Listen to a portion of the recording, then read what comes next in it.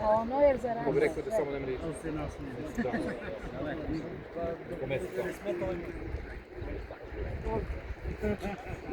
Ali ne zubano.